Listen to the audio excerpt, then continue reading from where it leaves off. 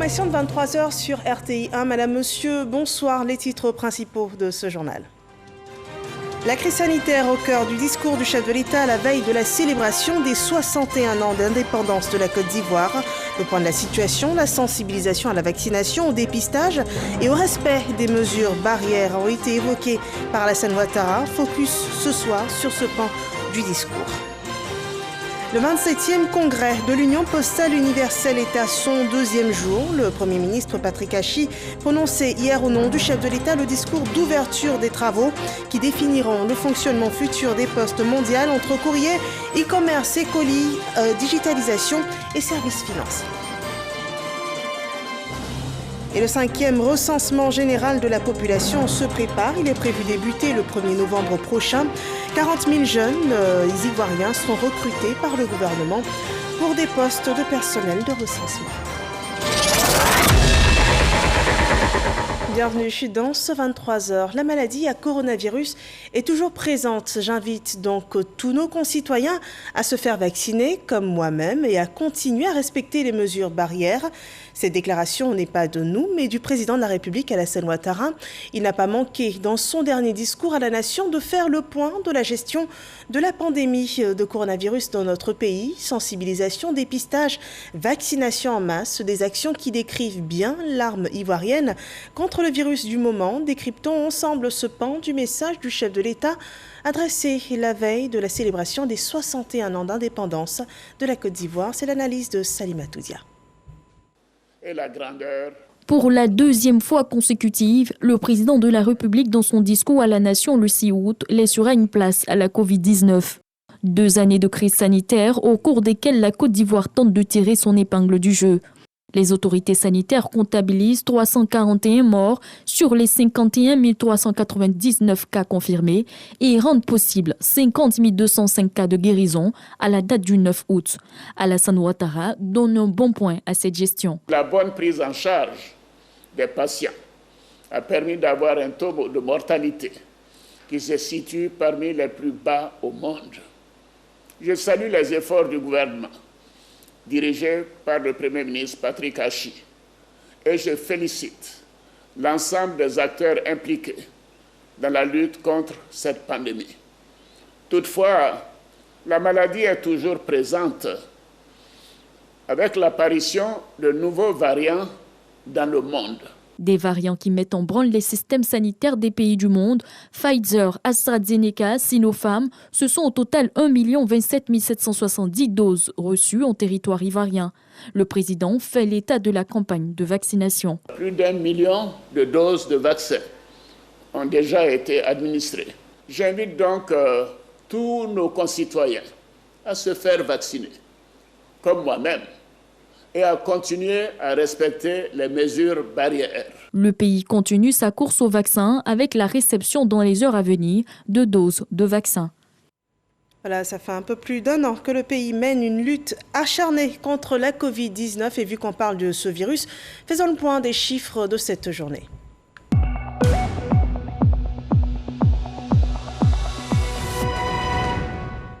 La courbe est en hausse ce mardi 10 août. 149 nouveaux cas de Covid-19, 130 nouvelles guérisons et 6 cas de décès sont enregistrés, ce qui fait un total de 51 548 cas confirmés, dont 50 335 personnes guéries, 347 personnes décédées des suites de la Covid-19.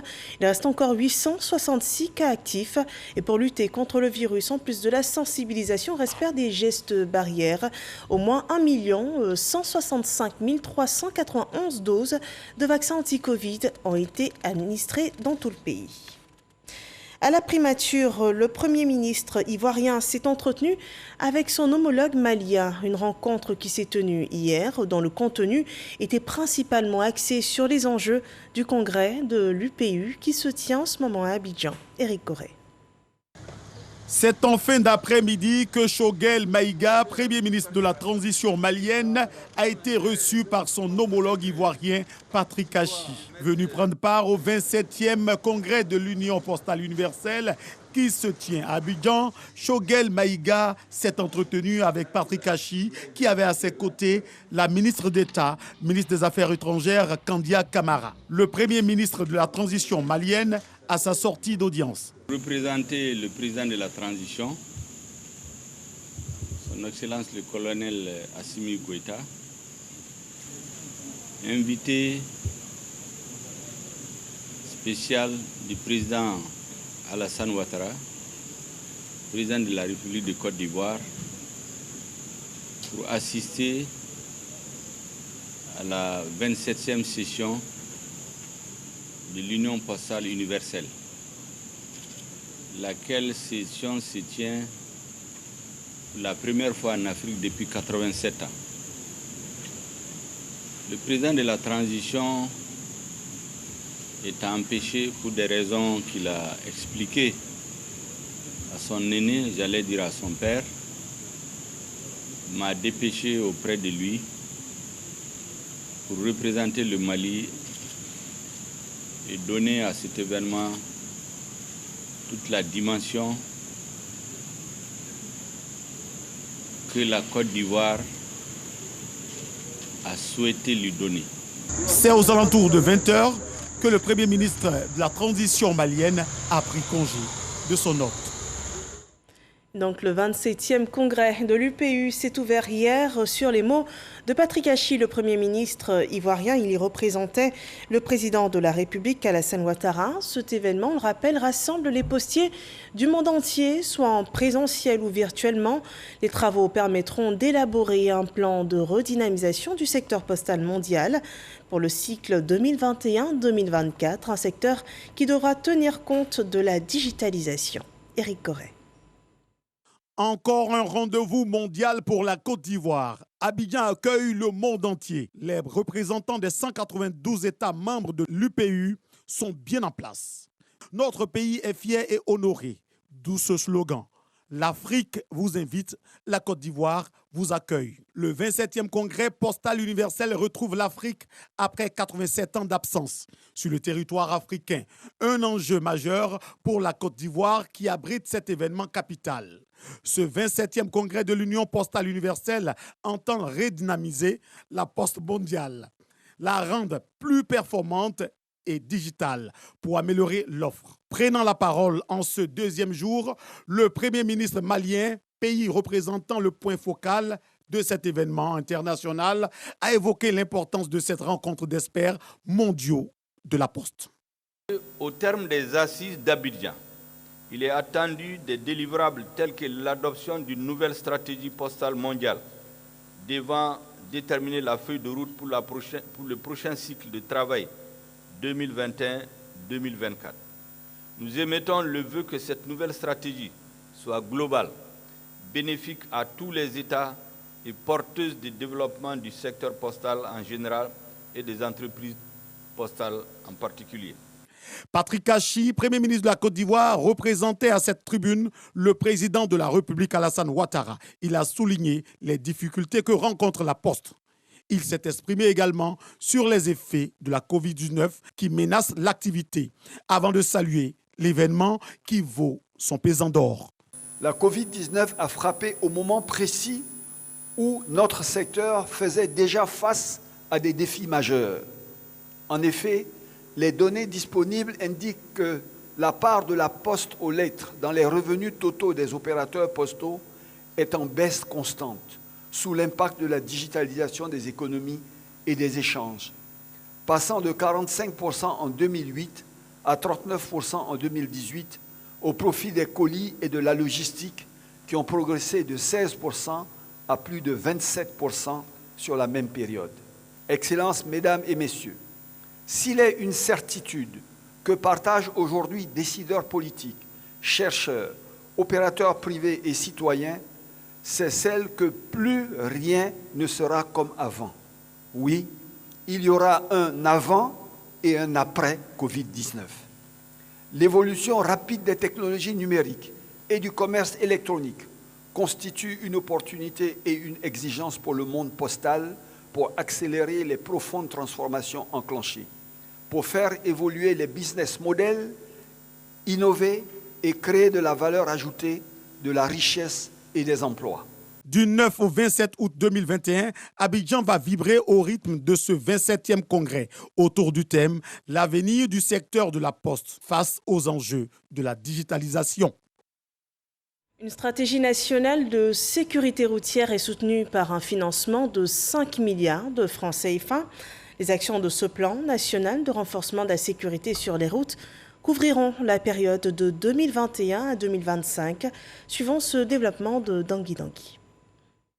Les témoignages de ces 3 rescapés d'accidents de la circulation ont jeté un coup de froid sur le public au lancement officiel de la stratégie nationale 2021-2025 de sécurité routière. Moi, j'étais devant la porte. Une voiture a laissé la route, puis venue me percuter la jambe gauche. Puis je me suis évanouie. Quand je me suis réveillée, j'étais à l'hôpital. Et j'ai constaté que j'avais déjà amputé ma jambe gauche. Ces accidents de la circulation touchent des personnes dont l'âge oscille entre 15 et 29 ans et ont atteint le seuil de l'inacceptable, selon les termes même du Premier ministre Patrick Achi, qui connaît les racines du mal. Le facteur humain représente à lui seul 92% des accidents. Parmi ces causes, les plus importantes sont le défaut de maîtrise des conducteurs, l'imprudence des conducteurs, l'imprudence des piétons, le stationnement dangereux et l'excès de vitesse. Stabiliser le phénomène des accidents de la circulation, puis inverser sa tendance à l'augmentation en l'espace d'une année, c'est le cap que s'est fixé le gouvernement avec une enveloppe de 5 milliards de francs CFA. Le gouvernement a mis en œuvre des ressources nécessaires pour que le ministère des Transports puisse équiper les acteurs concernés, les policiers, les gendarmes, de moyens, de technologies développées, comme non seulement la vidéosurveillance, mais également, vous l'avez vu là, des équipements radars, un système informatique qui est connecté à tout ça pour faire de la vidéoverbalisation et de faire le contrôle. Bien sûr, cela doit s'achever par quelque chose, c'est la sanction. Le chef du gouvernement a visité les stands des structures engagées dans la lutte contre les accidents de la circulation. Il a ensuite procédé à la remise de matériel roulant et de surveillance aux agents en charge de la mise en œuvre de cette stratégie nationale 2021-2025 de sécurité routière. Voilà la sanction pour lutter contre les accidents de la circulation et pour ce qui est des peines à prononcer en cas d'infraction commise en matière de police de la circulation. Le Sénat a ce jour donné le plein pouvoir aux juges. Ils auront la latitude de décider ou non de l'annulation d'un permis de conduire. Kader Sogodogo. Il y a de cela une semaine, le garde des Sceaux, ministre de la Justice et des Droits de l'Homme, Sansan Kambilé, était devant la commission sécurité et défense du Sénat. Dans son parapheur, le projet de loi portant fixation des peines applicables à certaines infractions commises lors des accidents de la circulation. Un exposé limpide du garde des Sceaux voté à l'unanimité.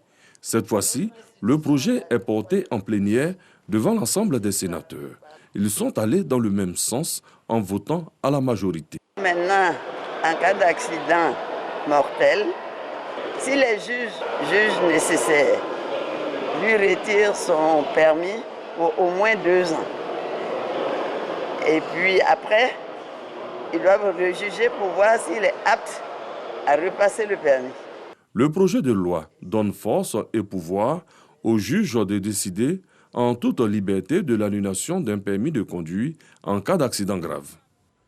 Voilà une réforme initiée par la stratégie nationale de sécurité routière, un plan de sécurité que le ministre des Transports Amadou Koné a expliqué il y a quelques heures sur le plateau du 20h. Voici un extrait. Après avoir fait un diagnostic profond de la situation et déterminer les causes, déterminer également les axes et les territoires les plus accidentogènes, nous avons exposé au Conseil des ministres qu'il a adopté cette stratégie.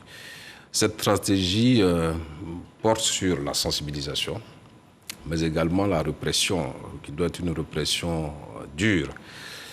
Et dans les grands axes, il faut retenir qu'il y a des réformes importantes. C'est environ 23 textes que nous allons prendre. Déjà quelques-uns ont été pris qui sont des textes majeurs qui concernent la formation, qui concernent aussi les sanctions qui durcissent comme l'a fait le garde des Sceaux donc, au Parlement, à l'Assemblée nationale et au Sénat. Mais également des décisions qui sont prises depuis un moment aussi sur le renouvellement du parc automobile, avec la restriction qui est imposée aux véhicules usagers, aux véhicules d'occasion de circuler sur le territoire, parce que ces véhicules-là constituent aussi des dangers importants sur la route. Après, vous avez que nous installons donc la digitalisation, donc la vidéo-verbalisation qui est un système qui nous permettra de verbaliser à distance sans qu'il y ait de contact humain. Et nous pensons que cela est beaucoup plus dissuasif, plus coercitif. Il n'y a pas de possibilité de négocier. Donc voilà, dans les grands axes, ce que le gouvernement a décidé de faire. Voilà, le développement de la stratégie de lutte pour la sécurité routière, développement fait par le ministre des Transports. L'activité parlementaire enregistre une réunion délocalisée du Parlement de la CEDEAO qui se tient à Abidjan, au siège de l'Assemblée nationale. Les parlementaires ouest-africains échangeront tout au long de cette réunion sur l'efficacité énergétique en Afrique de l'Ouest, avec un accent sur l'innovation, l'implication active du secteur privé et de la participation citoyenne. Le compte-rendu de Moussa Konaté. 4e réunion délocalisée du Parlement de la CEDEAO à Abidjan. Thème de cette rencontre des parlementaires ouest-africains, assurer l'efficacité énergétique en Afrique de l'Ouest en mettant l'accent sur l'innovation, l'implication active du secteur privé et la participation citoyenne. La thématique que nous avons choisie pour la Côte d'Ivoire est une thématique qui touche tout le monde dans cette sous-région. Des experts en la matière viendront s'adresser aux parlementaires. Il y aura des débats qui auront lieu et des recommandations qui seront formulées. Cadre d'échange et de partage d'expériences, la rencontre vise à réfléchir sur les actions à mener afin d'aboutir à une autosuffisance en énergie. Le développement durable passe nécessairement par un changement de paradigme dans la gestion de nos ressources énergétiques. De ce point de vue, je me félicite que les pays de la CEDEAO soient déjà engagés dans ce processus. En effet, notre région s'inscrit pleinement dans cette dynamique, tant les défis du secteur de l'énergie sont encore nombreux, malgré les ressources importantes dont nous disposons. La 4e réunion à Abidjan du Parlement de la CEDEAO enregistre la présence des ministres en charge de l'énergie et de l'intégration africaine. Les besoins et les attentes des citoyens communautaires en matière d'énergie sont à la fois nombreux et divers. Il est de notre responsabilité d'apporter des solutions à impact rapide et pérenne pour améliorer leurs conditions de vie. Le développement des énergies renouvelables et la promotion de l'efficacité énergétique ne sont plus un choix, mais une nécessité. C'est pourquoi je voudrais vous féliciter tous pour l'initiative de cette importante rencontre. Le président de l'Assemblée nationale a officiellement ouvert les travaux. Amadou Soumaoro s'est réjoui du choix de la Côte d'Ivoire pour abriter ce rendez-vous de l'institution parlementaire de l'espace CEDEAO. Je salue l'initiative de cette rencontre qui donne l'occasion aux parlementaires de notre espace communautaire de partager des bonnes pratiques, de débattre des enjeux et de rechercher les solutions idoines aux questions énergétiques qui préoccupent nos États. Je suis persuadé que l'expertise présente dans cette salle assurera des échanges riches et féconds. Cette réunion concerne la commission mixte agriculture, environnement et ressources naturelles, énergie et mines, infrastructures, industrie et secteur privé. Les travaux prendront fin le 14 août prochain. Un autre sujet à présent, le 5e recensement général de la population ivoirienne débutera le 1er novembre prochain. Pour assurer efficacement cette opération de démembrement, 40 000 jeunes Ivoiriens seront recrutés par le gouvernement pour des postes de personnel de recensement. Le recrutement a été lancé ce jour. Les précisions de Cheikh Koné. Au total, 40 000 personnes dont l'âge varie entre 18 et 45 ans seront recrutées pour mener l'opération de dénombrement prévue du 1er au 21 novembre prochain sur toute l'étendue du territoire. L'inscription des candidats se fera essentiellement sur une plateforme dédiée, accessible à partir du lien suivant recrutement trp.2021.ci. Toutefois, dans les zones non couvertes par le réseau Internet, les jeunes intéressés pourront faire acte de candidature par le dépôt des dossiers physiques dans les sous-préfectures concernées. Les inscriptions en ligne s'ouvrent à compter de ce mardi 10 août 2021 et prennent fin le 21 septembre. Quant aux inscriptions physiques, elles débutent le 17 août.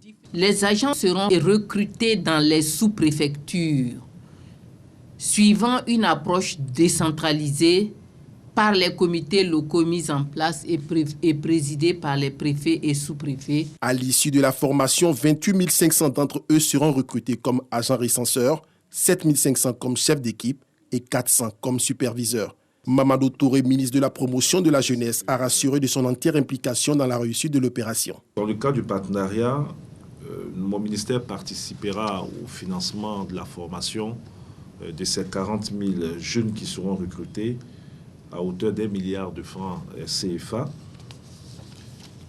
Et tous les services du ministère seront donc à disposition pour appuyer donc le dispositif de recrutement qui a été mis en place. Durant toute la durée de l'opération de dénombrement, la rémunération du personnel de recensement va coûter un peu plus de 6 milliards de francs CFA à l'État et ses partenaires financiers. Ce 10 août 2021, c'est aussi la journée africaine de l'état civil. Notre pays a marqué cette journée en faisant le diagnostic de l'état civil et en informant les populations sur les outils de modernisation de l'état civil en Côte d'Ivoire. Sidonie Davila. 100% des déclarations de naissance et de décès dans les délais requis. L'Office national de l'état civil et de l'identification ONECI s'active à faire de cette vision du gouvernement une réalité. À la célébration de la journée africaine de l'état civil, qui est à sa 4e édition, le ton est donné pour parler de la modernisation de l'état civil. Au niveau de l'état civil, il y a énormément de personnes qui ne sont pas prises en compte. Il y a des enfants qui naissent qui ne sont pas déclarés. Et donc cela permet de pouvoir profiter de cette occasion pour sensibiliser sur l'importance de ces déclarations. Il s'agit pour nous de rapprocher le dispositif de collecte des faits d'état civil au plus près des populations à travers donc les points de collecte communautaires et sanitaires et également à travers ce processus de digitalisation de fournir les outils nécessaires afin que cette collecte puisse se faire le plus aisément possible. La digitalisation de l'état civil étant la mère des statistiques vitales, le gouvernement est engagé dans ce vaste projet en vue de la planification du développement du pays. La pandémie à coronavirus, avec ses mesures restrictives, a laissé entrevoir des limites dans le fonctionnement des centres d'état civil, constituant de ce fait un handicap pour l'enregistrement massif des faits d'état civil. Aussi, cette situation appelle-t-elle urgemment la nécessité de développer des systèmes d'enregistrement et de statistiques des faits d'état civil novateurs. Cette année, c'est la commune d'Agamé qui abrite la 4e commémoration de la journée africaine de l'état civil. Cette commune fait partie de la dizaine choisie pour la phase pilote du projet de modernisation. On attendait cela depuis longtemps. C'est une très bonne chose. Nous gagnons en qualité, en fiabilité. Partenaires nationaux et internationaux accompagnent le projet de digitalisation de l'état civil ivoirien en vue de doter le pays d'un état civil exhaustif, sécurisé et modernisé. Une autre préoccupation de la Côte d'Ivoire, le développement de l'agriculture. Le ministre Kobenan Kwasi Adjoumani était dans les champs rizicoles pour encourager les populations à participer à la réalisation de la politique d'autosuffisance en riz. En Côte d'Ivoire, le ministre s'est rendu à Gogokro et Abra, deux localités du district de Yamoussoukro, où feu le président Félix Houphouët-Boigny avait créé des champs de riz. Le reportage de Herman Yamia. La production de riz en Côte d'Ivoire peine à suivre le rythme de la consommation intérieure. Sur les 2 700 000 tonnes de riz consommées annuellement, le pays ne produit localement qu'à peine 1 400 000 tonnes, ce qui l'oblige à importer au moins 1,5 million de tonnes pour combler le déficit. Le gouvernement ivoirien veut donc inverser les choses pour rendre le pays autosuffisant en riz. Et cette volonté n'est pas une vue de l'esprit parce que le pays dispose des ressources humaines nécessaires et les terres propices pour concrétiser cette ambition. C'est ce qui justifie les tournées du ministre d'État, ministre de l'Agriculture et du Développement rural, dans les zones de production de riz pour s'enquérir de l'état des lieux. À Gogokro et à Yabra, dans le département de Yamoussoukro où il s'est rendu, Kobena Kwasi Adjoumani a pu voir les 2000 hectares de terre aménagés par le premier président ivoirien, Feu Félix Houphouët-Boigny, pour permettre aux riziculteurs de s'installer et de produire du riz. Malheureusement, toutes les installations ont été pillées pendant la crise de 2002. Nous avons beaucoup de terres aménagées, comme ce que vous voyez ici, au niveau de toute l'étendue du territoire national. Et l'objectif en étant ici, c'est comment réveiller tous ces projets. Le président Alassane Ouattara nous a instruits et nous a demandé de faire en sorte que l'autosuffisance en riz soit une réalité. L'un des éléments essentiels de cette volonté de modernisation de l'agriculture ivoirienne est la transformation locale de nos productions. Et en la matière, des initiatives sont entreprises par l'État et des privés. À Bongouanou, où le ministre d'État Kobena Kwasi Adjoumani s'est également rendu, un opérateur privé a repris l'unité de traitement de riz construite par l'État en 1970. Cette unité qui était à l'abandon fait aujourd'hui la fierté de la localité. C'est une structure qui est la plus grande de Côte d'Ivoire en termes de production de riz. Nous avons donc cette usine de riz à forte capacité avec 80 000 tonnes de capacité d'usinage, 10 000 tonnes de capacité de stockage matières premières, 10 000 tonnes de capacité de stockage produits finis. Et nous avons également près de 5 000 hectares de plantations de riz qui existent également. Je crois que ce sont des outils précieux qu'il faut conserver. Déjà au niveau du ministère, il y a des usines qui sont en train d'être construites. Il y a d'autres usines aussi qui sont en train d'être reprises. Et l'objectif, c'est que nous puissions non seulement produire, mais transformer le riz que nous produisons. Voyez-vous, quand vous regardez la qualité du riz qui est traité ici, ça n'a rien à envier avec le riz qui vient des autres pays. Avec cette volonté affichée de l'État de réveiller tous les projets rizicoles, l'autosuffisance en riz est en passe d'être une réalité. La Côte d'Ivoire rêve même d'être un pays exportateur de riz dans quelques années. Dans le secteur des médias, le processus d'extinction du signal analogique sur le territoire ivoirien doit s'achever en novembre prochain, à 3 mois de la fin. Le directeur général de la Société ivoirienne de télédiffusion était face à la presse. Il a présenté le point du déploiement de la TNT et on peut dire que le processus est bien avancé. Les précisions de Serge Coléa. La télévision numérique terrestre en Côte d'Ivoire est opérationnelle et fonctionnelle. À Abidjan et à l'intérieur du pays, le déploiement de la TNT a déjà touché plus de 85% de la population. Yeo Adama, directeur général de IDT, la Société ivoirienne de télédiffusion, a fait l'état des lieux. Depuis le 8 février 2019, date de lancement officiel de la TNT, 23 sites sur 35 ont été mis en service. Un gain en qualité d'image et de son au profit des téléspectateurs. Il faut noter également l'accès à plus de chaînes et une multitude de programmes gratuits. Les kits de réception, j'allais dire en tout cas, ne sont pas aussi chers. 10 000 francs pour le décodeur, 6 000 francs pour l'antenne de base. Et donc, à partir du moment où vous avez acquis ce kit de réception, vous avez tout ce que la TNT peut vous offrir, la qualité et la robustesse du signal, c'est-à-dire que vous n'avez pas de coupure, en tout cas en temps orageux, etc. Donc, nous lançons l'appel à toute la population. Tous ceux qui sont encore avec l'analogie va s'éteindre. J'invite, j'appelle, je sensibilise toute la population à adhérer à la TNT. L'extinction du signal analogique se fait progressivement depuis janvier. À la date du 27 novembre 2021, le processus sera définitivement bouclé. Revenons sur la fête nationale. Le 7 août est une date historique pour la Côte d'Ivoire. À cette date, en 1960, a été prononcée l'indépendance du territoire ivoirien. Célébrée dès les premières heures, les Ivoiriens, 61 ans après, continuent de faire de ce 7 août une fête nationale célébrée même au-delà des frontières du pays. L'exemple en France où la représentation diplomatique a pavoisé le bâtiment de l'avenue Raymond Poincaré du drapeau national. Godefroy Okambawa. Le 61e anniversaire de l'indépendance de la Côte d'Ivoire a été célébré sur l'ensemble du territoire national et dans les représentations diplomatiques de la Côte d'Ivoire à travers le monde. En France, l'ambassadeur Maurice Kwaku Bandama avait à ses côtés la communauté ivoirienne et amie de la Côte d'Ivoire. Occasion pour le diplomate de rappeler l'importance de cette commémoration. L'événement historique que la Côte d'Ivoire commémore aujourd'hui représente un moment exceptionnel dans la vie de notre jeune nation, pour laquelle la date du 7 août 1960 est le point de départ d'une marche glorieuse.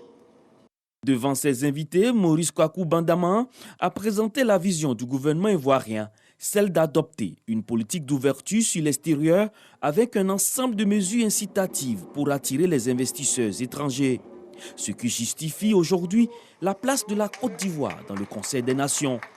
Au niveau de la sécurité militaire, la construction à Jacquesville, en Côte d'Ivoire, de l'Académie internationale de lutte contre le terrorisme, avec le concours de la France, donne une chance supplémentaire dans la stratégie sous-régionale de lutte contre l'insécurité et le terrorisme. Il a par la suite invité ses compatriotes à œuvrer pour la paix en Côte d'Ivoire. Cette célébration a été marquée par le salut aux couleurs des prestations artistiques reflétant la diversité culturelle de la Côte d'Ivoire. Voilà, 7 août, fête nationale qui rappelle chaque année les grands défis de la Côte d'Ivoire. Nous terminons ici ce rendez-vous d'information. Merci de l'avoir suivi et rendez-vous demain à la même heure pour d'autres informations d'ici et d'ailleurs. Excellente fin de soirée chez vous.